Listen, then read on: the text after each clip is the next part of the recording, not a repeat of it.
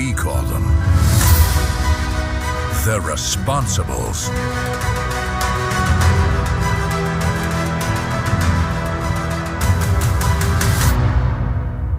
So I want to go back before we go forward. When I was a kid, and this is actually still true of me today in a lot of ways, but I love fishing.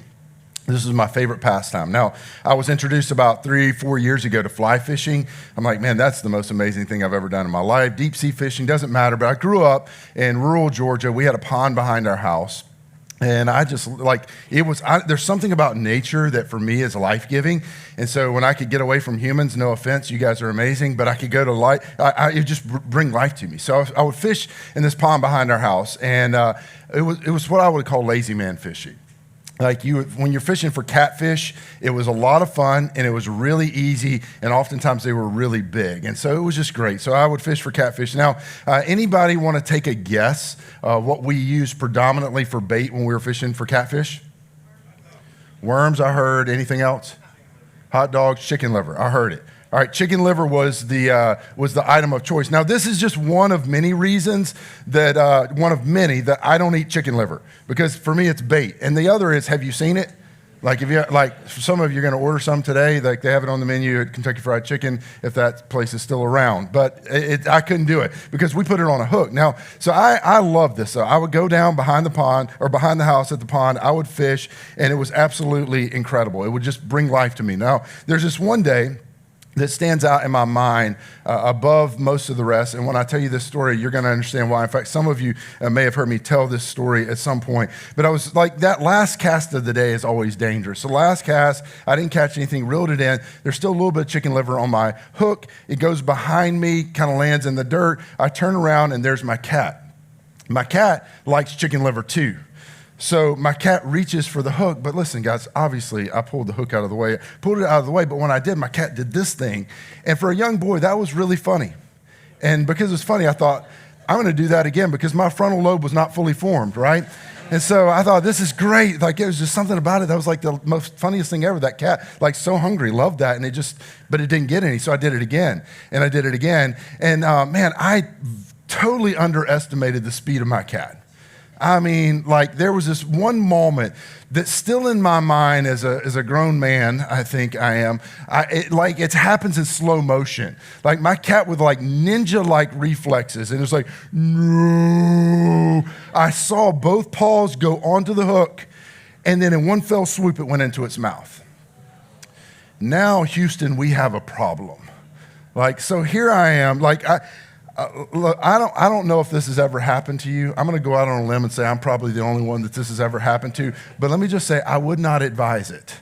What happened next, like, could have been the soundtrack to a horror movie. Like, it was awful what happened next. The sound, the whole situation, it was just terrible. Now, I think, as awful and terrifying as this is, all of us in this room, all watching online, and everyone in the cafe certainly would agree that in this moment I was, and let's all say it together.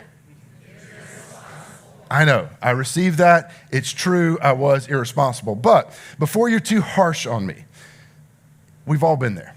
There is some point in your life where you have been irresponsible. Perhaps you're in the middle of it right now. In fact, some of you go, well, not that irresponsible. And some of you are like, oh, it was way worse than that, Chris. Like, I could tell you stories that make the hook in the cat's mouth, that makes it like seem tame. But we've all been there. At some point in our journey, we have been irresponsible. And here's what I would say. Some of us, perhaps, right now, as we sit in this place, as you listen to the sound of my voice, you're in the midst of making decisions. You're in the midst of some habits. Maybe you would call them hobbies. Maybe you're in the midst of some relationships, or you've got some routines in your life that are irresponsible. And let me just say this. There's something universally true about irresponsibility that is illustrated by my story, but it's true of your story as well, every single time that we're irresponsible. I want to tell you how this scene ended. So I freaked out, as you can imagine. And so I immediately caught the cat. Well, technically I'd already caught the cat. I caught the cat, this time with my hands. I caught the cat and I pinned the cat down on the ground. Now, so here's a really important detail in this story. Our cat had not been declawed. So at this point, rightfully so, I am the enemy in the cat's story and life, right?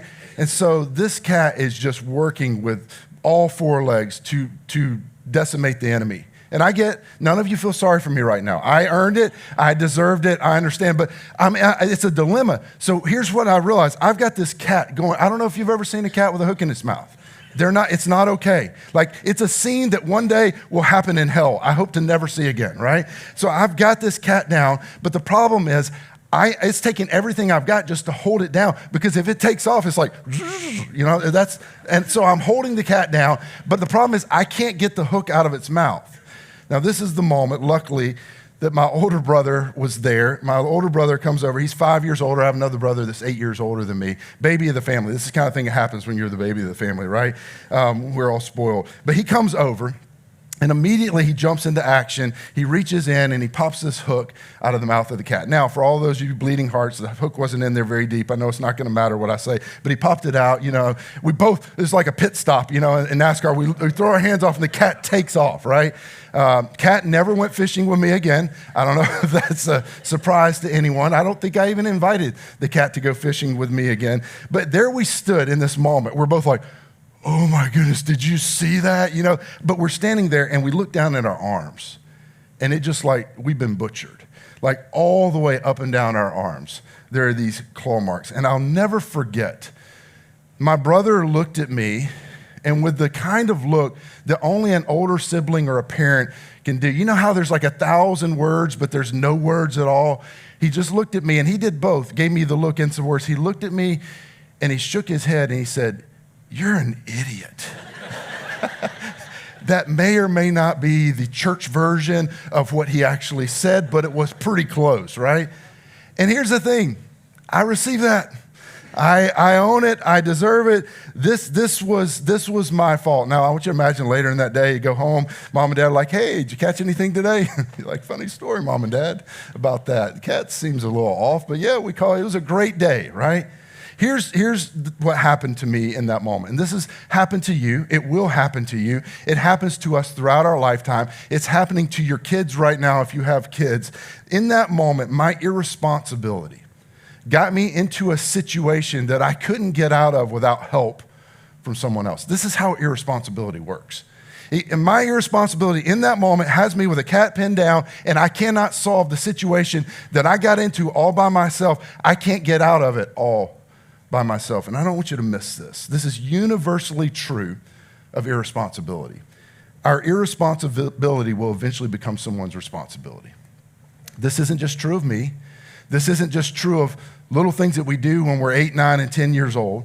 This is true when we're 40, 50, 60. Every season of our life, our irresponsibility will eventually become someone's responsibility. Now, I hope, like in this group today, I hope that we're all eating responsibly, right? Some of you tonight, you're like, well, not tonight, but not over Christmas. But some of you have heard me do enough donut illustrations to know I've got some work to do in this arena, right? But I hope you're eating responsibly. I hope you're drinking responsibly and not driving. I hope that you are acting responsibly within the context of a dating relationship, and perhaps within your marriage. I hope that you're working responsibly. Of course, you're doing all your work when you're supposed to be doing your work. When you're logged in remote, you're actually working, right? We're working responsibly. I hope that every single one of us today are hobbying responsibly. But has anyone ever expressed in some arena of your life, said, "Hey, I'm concerned for you"? Like, maybe they tried to say it subtly, and maybe over the course of time they said it several times, but I'm concerned for you. In one of these areas, or perhaps some other area that I didn't mention, they're concerned for you, and they say, "Hey, I'm just concerned it's too much. I'm concerned you're drinking a little too much. I'm concerned that it's a little too far. I'm concerned that you're getting a little too close to him. I'm concerned that you're getting a little too close to her. I'm concerned that you're taking on too much debt. I'm concerned at the pace that you're running and how much you're working." Think about this. If you ignore them, if I ignore them, whoever the them is that at some point in all of our lives has said, and maybe they use different words, maybe they were stronger, maybe they were softer, but to everyone that has ever said to us, "I am concerned," and they highlight some area of our life. What if we ignore them and it goes poorly? I want you to think about this. Who will be left holding the bag? Who will be left to clean up the mess that we made? Who will be the older brother that has to come to the rescue of the idiot that has got the hook in the cat's mouth? Like in your story, in your journey, because here's the reality. Somebody eventually is going to have to pay for the doctor's bill. Somebody's going to have to pay for the class that you failed in university. Somebody's going to have to pay for the DUI. All these things are expensive. So somebody's going to have to pay for somebody's going to have to help you take care of the baby. Like they said, hey, I'm concerned for you. I'm concerned for the nature of this relationship. Who's going to, this is the question as we get started today. For us, who?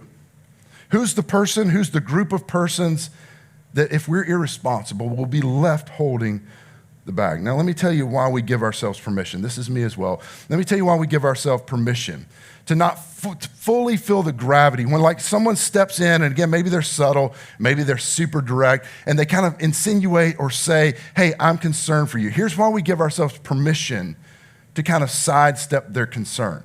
For every single one of us that have ever done something and left someone else holding the bag, here's what we thought. We thought, it won't happen to me. Well, Chris, of course. But I'm not John. I'm not Susan. I have way more self-control than they do. I have way more self-respect than they do. Yeah, I know Amy, but listen, I have so much more to lose than her. This is not a habit. This is just a hobby, Chris. I can quit when I want. I can stop if I want to. I know that you think it's too far, but it's not. Listen, I've been doing this a long time. I know where my limits are. And for every person that has ever been in a place, that ever will be in a place where someone else becomes responsible for our irresponsibility at some point in the journey, this is exactly what they thought. And maybe they even said it out loud. Maybe you said it out loud. It won't happen to me. Here's an interesting thought. What if the longer we walk next to this line, this invisible line between responsible and irresponsible, what if the longer we walk close to that line, the more difficult it becomes to actually see where the line is? What if some of us sitting here this morning are inches away, maybe weeks or miles away, maybe it's months from coming to a place where there's disaster and someone else is left with the responsibility for our irresponsibility? Listen, if we stay, just think about this, if I stay, if you stay on our current path, our irresponsibility in many facets of our life will become someone else's responsibility. But here's what's kind of fascinating about this, not surprising. When we're irresponsible and it catches up to us, guess who we don't go to for help? We don't go to other irresponsible people. We go to the responsible people. My older brother that says, you're an idiot. You should have never done that. We go to the responsible people to bail us out. So I want to ask this question before we dive into the scripture today. Who in your life, just think about it, who in your life will be left holding the bag? Who in my life will be left cleaning up the mess if I continue on my current trajectory, if you continue in some arena of your life, perhaps all of your life, on your current trajectory? So the invitation of this series, and man, Jim, I'm going to talk about what Jim said last week, but he did such a great job with this. But the invitation of this series is, hey, I want all of us to become one of the responsibles. The responsibles are the people that take responsibility for their lives. They take responsibility for their actions, for their words, what they said, what they've done, when they've caused hurt. They take responsibility. And so the question for this series is, am I taking responsibility for my life? Not am I exposing the irresponsibility in yours. Some of us are very good in that. Not am I holding you responsible. But the question of this series is, am I taking responsibility for my life? And let me just say this. This is good news. This works for everybody. It doesn't matter where you are in your faith journey. You may be here today and you're not 100% sure you're a Christian, or maybe you're 100% sure you're not a Christian. This still works for you, what we're talking about today. But if you are a follower of Jesus, this isn't just a suggestion. This is actually a command. This is what Paul says. Paul's talking to a group of Christians, a church that he helped start in a province called Galatia, and this is what he says. He says, I want you to carry each other's burdens. There's some implications in this. He said, there are moments, like we were sharing this morning, our production and worship team, we were just talking about life and some of the people around us. And some of us and some of the people around us are in some really tough stuff, like some things that just are unimaginable. Like there's burdens that happen in life, and sometimes they pop up like a storm in Florida. You just don't know when it's coming, right? And all of a sudden you find yourself in a space. And what Paul is saying is, for those of us that are followers of Jesus, we need to create enough margin in our life, have enough margin in our life, that when the burdens happen for the people around us, we have the margin, and then we choose to step into those spaces and help carry the burden. Now, there's an implication in this too. When he says carry each other's burdens, his implication is you can't be the burden if you're helping them carry the burden. It's not carrying yourself. He's saying, hey, I want you to live in such a way where you take responsibility for you, and then you're in a space where when the storms of life hit for someone else, you actually can help them carry the burden. He says everyone should carry their own burdens. And he says, and in this way, this is how he finishes his thought, in this way you will fulfill the law of Christ. Now, Paul introduces this idea of the law of Christ. This is simply his reframing of what Jesus said, that if you've been here any length of time, you've heard me teach this many times. Maybe this is a new idea to you, but this is what Jesus said. He said, hey, I bring a new command. And his command was two commands that were really like two sides of the same coin. He said, here's what I want you to do. I want you to love God. He summed everything up in these two things. I want you to love God and love neighbors, or love others. Love God, love neighbors. They're two sides of the same coin. You can't do one without doing the other. This is Paul's way of summarizing this. He says, hey, when we carry each other's burdens, when we create space in our life that we can step into the burden spaces of others, when they have a storm, we can walk into that space. This is how you fulfill the law of Christ. This is how you love God, and this is how you love others. This is a secret to doing that. Week 1, we talked about this. I used some scales for those of you that were here. We get to add value. This is what Paul's saying. In a moment where someone's struggling, in a moment where something hits their life that they didn't expect and they can't handle. In those moments, we get to step in, we get to add value. We can love God, we can love others in that way. Later in that same passage, Galatians 6:5, this is what he says. He says, for each one should carry their own load. This is what he's saying. It's the idea of this whole series. Paul's saying, hey, take responsibility. Like, don't let your burden become someone else's burden. There are going to be things that happen in life, but each one should carry their own load. This is what Jim talked about last week. I thought he did an incredible job with this. He took a look back and talked about this idea that we've got to take responsibility for our past. Like sometimes there are things that we say, things that we do, things that happen on our watch that impact other people, that impact perhaps organizations. Like, and this is what Jim said, like for us, like there is this kind of over-spiritualized thing in culture, especially among Christians or church people, where they say, well, God forgave me. And then they just, well, I'm just going to move forward from here. And here's what we said. Forgiveness does not absolve us from responsibility, but quite the opposite. It demands it. When you realize the nature of what it means to be forgiven by God, it demands that we don't just receive forgiveness, but we move backwards and we take care of the gaps that we have created. Sometimes it's impossible to go back and change someone's childhood, but it's this idea of looking back and saying, what can I do to make right the thing that I made wrong? Where I've created gaps, what I've said, what I've done, taking responsibility, and that's part of forgiveness. And we took this look back, and today here's what I want to do with our time that we have left. I want to take a look forward. What does it look like to take responsibility for your future? What does it look like to take responsibility for my future? Here's what I know. The older I get, the faster the future comes. I said this not too long ago. We had a night of worship. I said, these days in my life, I love a good intermission. Like when you go to a show, like halftime of the Super Bowl is going to be just what I need because I got to refocus, right? Take a break. This is the older I get, the faster it seems like things move, but we got to take responsibility for our future. I heard Andy Stanley say this in a more succinct way than I ever could. This is what he said. He said, refusing to take care of your future is planning to be a burden to someone that you love. Just take that in. Like this is for all of us. Refusing to take care of your future, refusing to take responsibility for our future is planning to be a burden to someone that you love. So here's all I want to say. As it relates to my future and yours, there are only two options. Only two options. We're going to be one of two things. We're either going to be a burden or we're going to be a blessing. And what we do now and how we decide now, the way we handle our life now will determine which of these we become to the people around us and to the people we love. We're going to become a burden or blessing. In fact, some of you are living in that now. The decision someone else made affected you, and they have now created a burden in your life. And for every single one of us, we become a burden or a blessing. And here's the question. If this continues, what is this? Current habits, current lifestyle, current activities, current relationships. the thing that I'm ignoring. Like we all have that thing that's like, I just don't want to deal with that right now. Like the thing that we're ignoring, that thing we're putting on the back burner, the lack of saving, maybe too much spending is the other side of it. That thing in my morality. If this continues, the question is, where does it lead? This is a question that the responsibles ask and answer. And I'm telling you, how we engage with this question will have everything to do with whether one day we end up becoming a burden or a blessing to people. I want to look at two passages of Scripture. I want to look at one in the Old Testament and then the paralleled principle and thought from the New Testament. This is what Solomon says in Proverbs chapter 27, verse 12 around this idea.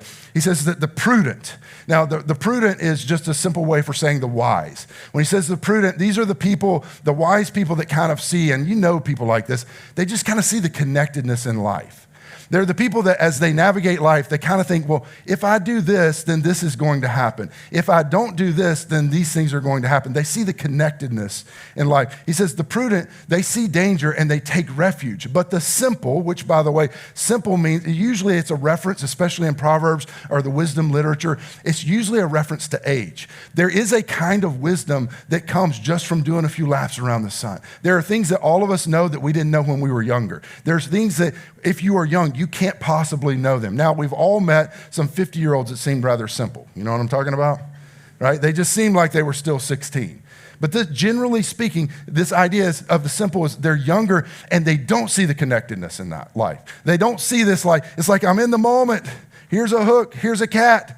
I'm in a moment. And we don't see the dominoes that will be pushed if we do this thing, if we continue in this thing. The prudent see danger and they take refuge, but the simple, they keep going and they suffer for it. This is what the writer is saying. One of the wisest men to ever walk on the earth. He's saying, don't do it. It's going to hurt you, but here's the thing. It never just hurts you, does it? It hurts everybody.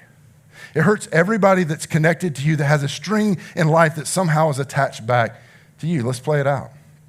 Think about a CEO of a company. They make a decision. It's a moral decision. It's a financial decision. It never just affects the CEO. It affects the shareholders. It affects the employees. It affects the people on the other side, the ones, the consumers. Everyone's affected.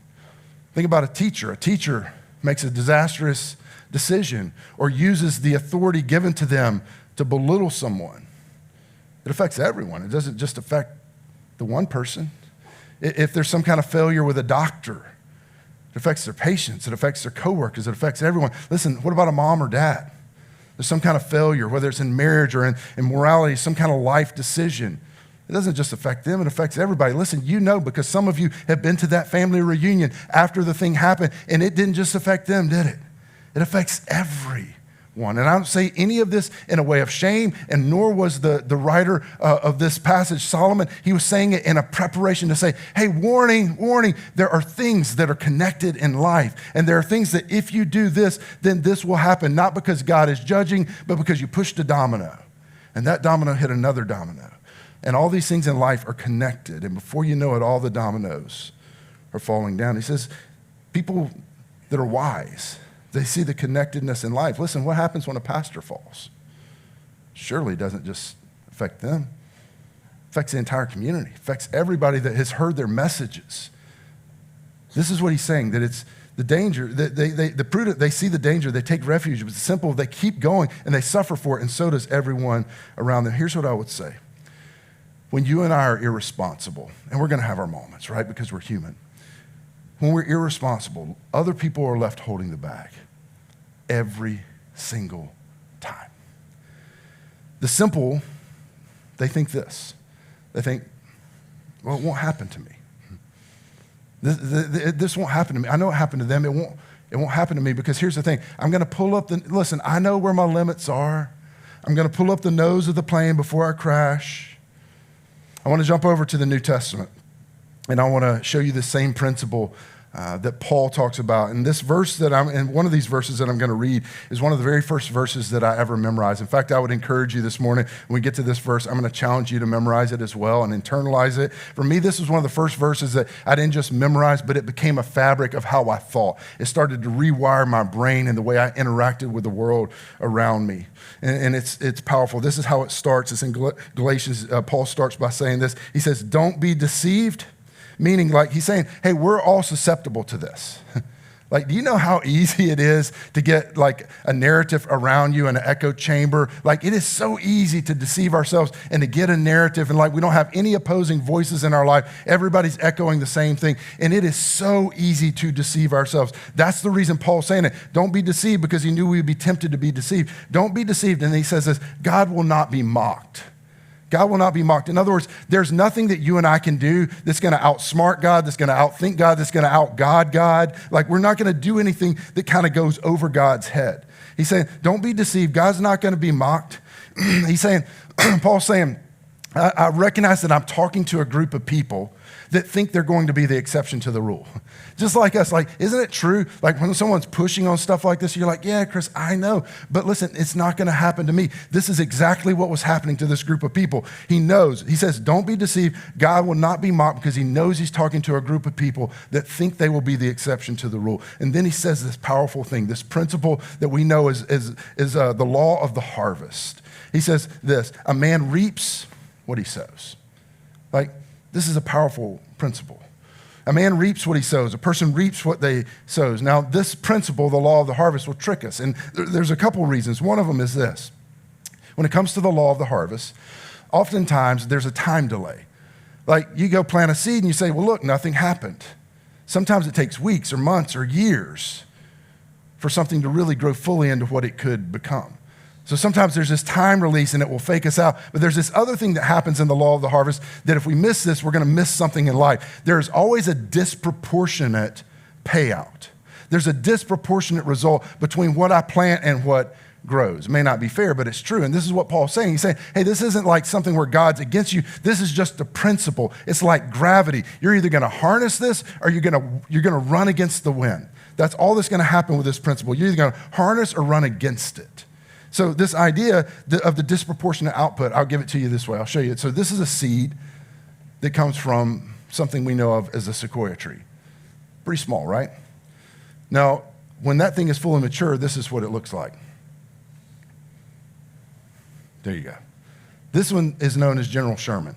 Now, let me give you a little bit of context on this one. This one is, thank you very much. This one is 275 feet tall, 100 feet around, and 2.7 million pounds is the estimated weight of this. Now, it started here. This is small. I think we can all agree that this is a disproportionate outcome. The input to the output is very disproportionate. This is one of the things with the law of the harvest. Now, here's the good news. This is such good news. Here's what we think, and this is true. If I plant bad things, if there are bad seeds in my life, they're going to grow disproportionately bad. This is what he's saying. But here's the good side. It's also true on the other side. Like, if I plant the right things and the right time in my life, it's going to grow in a disproportionately good way. This is the law of the harvest. It's a neutral thing. We can harness it. It can work in our favor, or it can work against us. He continues, he says, whoever sows to please their flesh. This idea of whoever sows to please their flesh, this is a complicated kind of theological way of Paul saying this. When we talk about sowing to please our flesh, we're just talking about those things that are about me. In other words, when you start to live your life in such a way where you think more about how something affects you than thinking about how it affects someone else, that is sowing to please the flesh. This is irresponsibility. This is what Paul's saying. Basically, when we're irresponsible, whoever sows to please the flesh, from the flesh will reap destruction, but whoever sows to please the Spirit, when he says please the Spirit, pleasing the Spirit is loving God and loving others. This is being responsible. From that Spirit will reap eternal life. Now, I start off by saying Paul's talking to a group of Christians. So when Paul says that they're going to reap eternal life, in part, he's talking about heaven, but he's not really talking about heaven. These people were already headed there. They had already punched their ticket. They already believed in who Jesus was, and their destination one day would be heaven. The reality for them one day would be heaven. So he's talking to a group of people that are already headed there, and he talks about eternal life because he's talking about quality of life. And this is such a big idea that we miss sometimes in church. You can be a follower of Jesus and miss the abundant life that God planned for you to have. You can live your life out of rhythm with who he says, maybe possibly by the skin of your teeth, somehow end up in heaven. And Paul's saying, I don't want that for you. There's a quality of life. John recorded Jesus saying it this way, that it's abundant life. He's saying there's a kind of life that God offers that is life to the full. It's the rhythm of life where you inhale and you breathe oxygen that is good and your life is good. And when he talks about this abundant life, he says it's possible for all of us. We plant the right kind of seeds, and eventually, maybe not in the time frame you were thinking. Maybe you feel like there's been a time delay, right? And the outcome will be disproportionate. That thing you plant may feel so small, but it will grow disproportionately into bad or into good, and none of us will beat this principle, and this next verse is the one that I think we all should memorize. He says, let us not become weary in doing good, for at the proper time we will reap a harvest. The proper time means literally the time that is right for you. In the proper time, we will reap a harvest if we do not give up. Why do you think Paul said that? He's talking to a group of Christians. He says, hey guys, plant the right stuff. You're going to reap a harvest if you don't give up. Why is he telling us not to give up on doing good? Why is he saying, hey guys, I don't want you to give up on taking the responsible path. I don't want you to give up. Why do you say it? Because he knew you'd want to. He knew I'd want to. Maybe you're sitting in that space now. It's the moment where you look up and you realize that there are people in your life that are doing none of this stuff. Like they're planting all the wrong seeds and it feels like nothing is happening. In fact, it feels like they're winning and you're losing. Like you're like, look, I got friends that are doing none of this stuff and everything seems to be fine with them. In fact, I'm trying to do this stuff and it doesn't seem right to me. He would say, hey, remember, sometimes the time between when you plant and you reap, it is going to happen eventually for you, for them, for all of us. We will reap what we sow. And it's going to have a disproportionate outcome. It's that moment when the haters become famous. Isn't it amazing how much hate you can spew and how quickly you become famous? But meanwhile, kindness is not seen as a virtue, it's seen as weakness.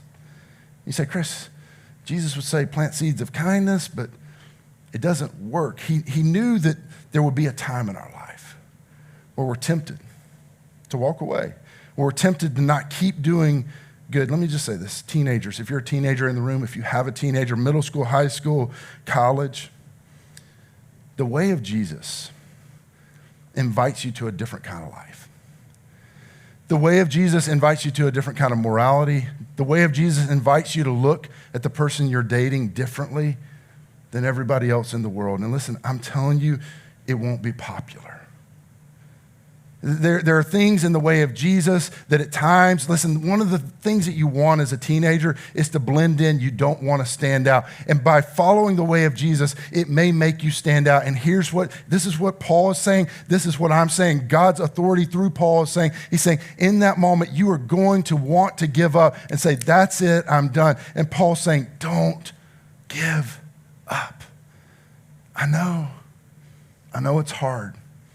I know I'm inviting you to live in a way that's countercultural, but it's not because I want something held from you. It's because I want something for you, and there will be a disproportionate return in your life. It's the law of the harvest. He said, don't be deceived. God cannot be mocked. Here's what he's saying. You're not going to be the first one to beat this principle, and you're not going to be the first one that the principle didn't work on.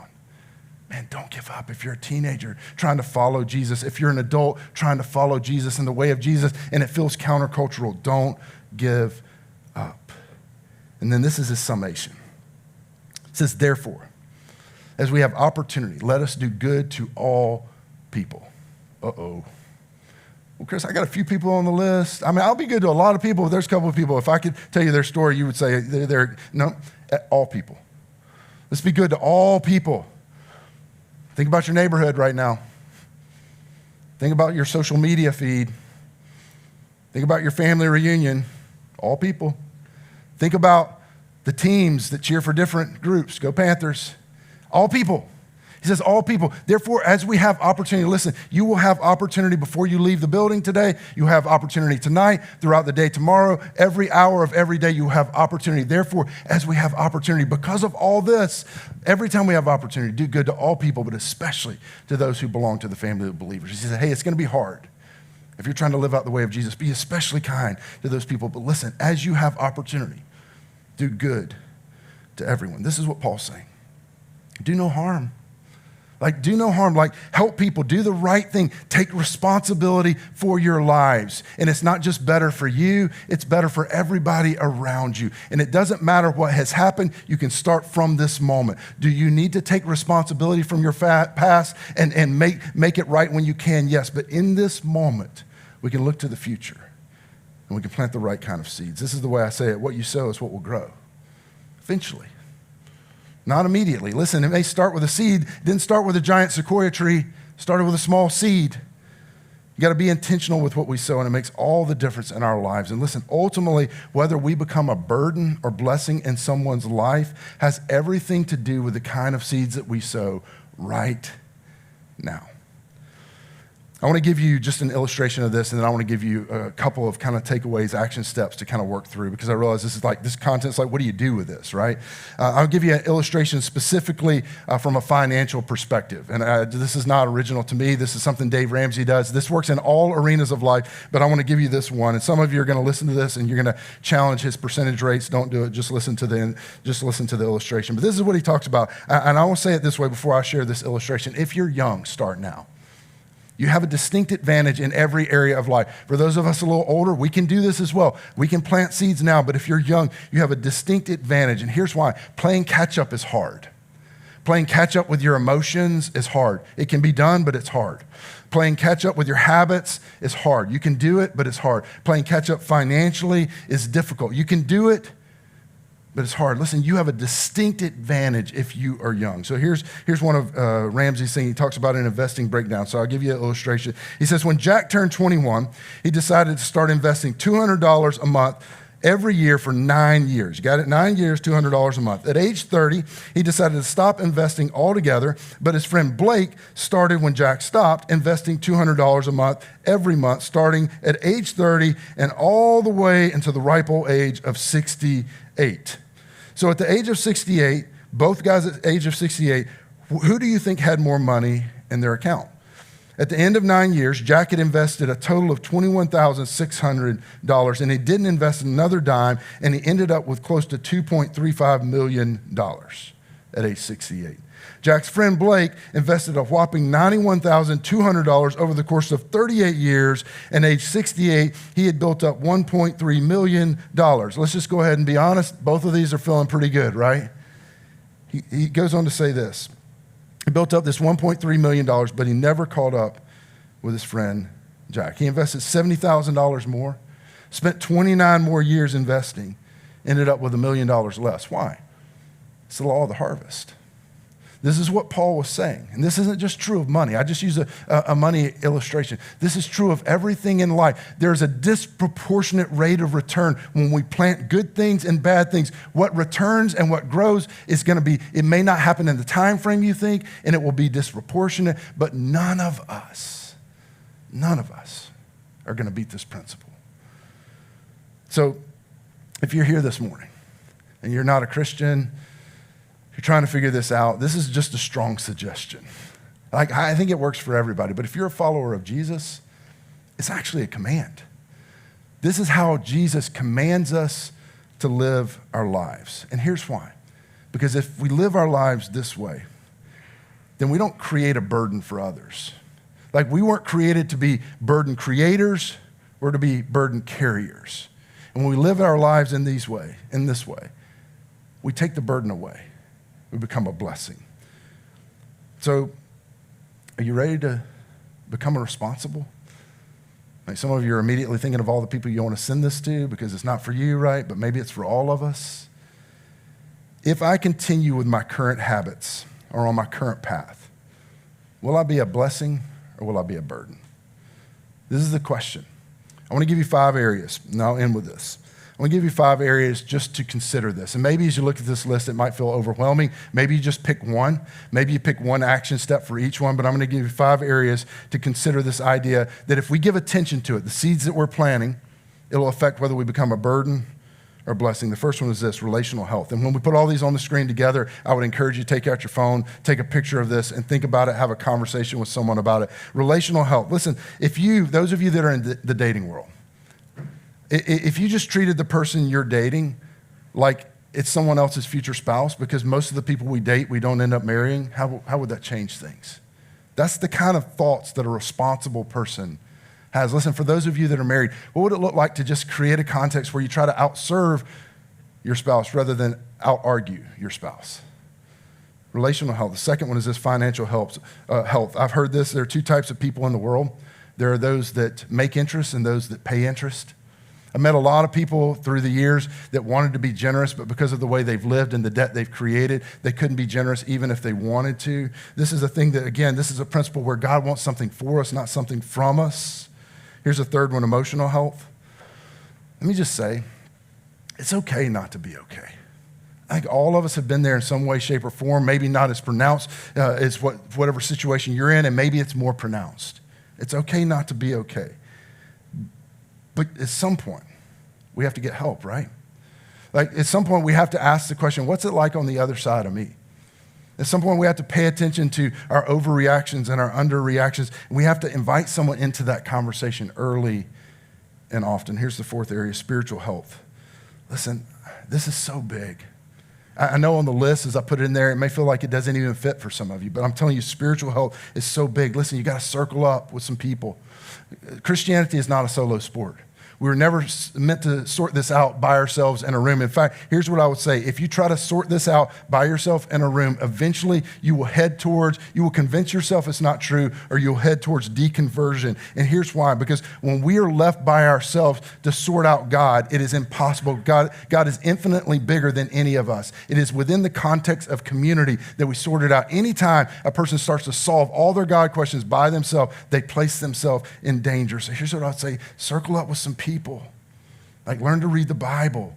Have someone teach you to pray, to lean in. Find someone that you feel like has a prayer life that you don't, and lean in. Ask them to teach you in that. These seeds will grow, I'm telling you, into something disproportionately beautiful. The 5th one is this, physical health. Exercise, diet. I probably don't need to list it out. It's like we all know the things we should do more of and less of, right? Like for most of us, this is probably mostly about not knowing the things. It's just deciding that we're going to take a step, we're going to do it. Like, you got to sign up today. It's like you're going to sign up for Planet Fitness. I mean, you got to go do it, right?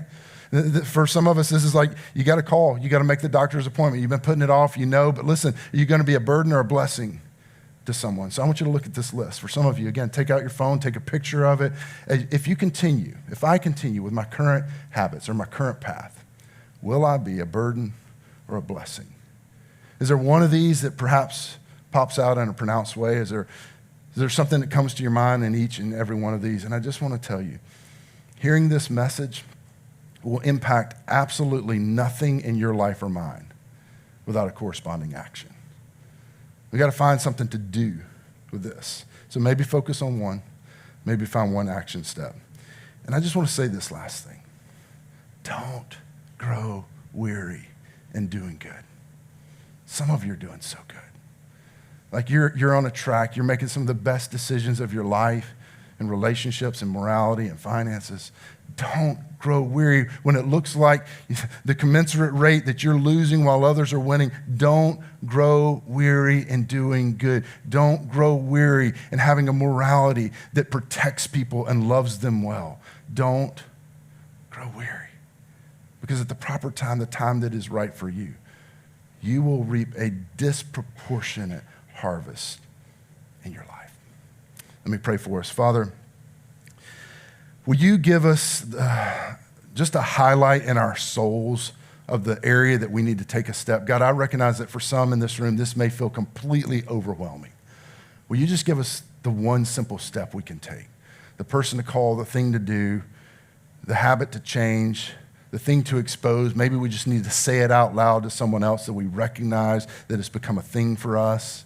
and that we're planting some seeds that aren't going to grow into something beautiful, but instead is going to be a burden. God, will you give us courage then? Once we've discovered it, once we've been honest about it, will you give us the courage to do something about it?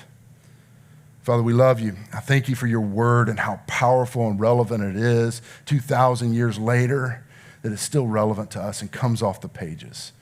God, give this group of people courage today. Give me courage. In Jesus' precious and powerful name I pray. Amen.